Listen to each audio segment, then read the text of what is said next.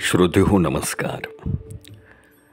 आपण ती शेवटची पिढी आहोत ज्यांच्याकडे अजूनही अशी एक निरागस आई आहे, ज्यांना सोशल मीडियाचं कोणतंही आकर्षण नाही, ना फोटो काढायचा, सेल्फी घेण्याचा शौक, ना स्वतःचा जन्मदिवससुद्धा ठाऊक नाही, ज्यांना हेही माहीत नाही की स्मार्टफोनचं लॉक कसं उघडायचं, ज्या फारच कमी सुखसुविधामध्ये आयुष्य जगल्या, तेही एकही तक्रार न करता. अशी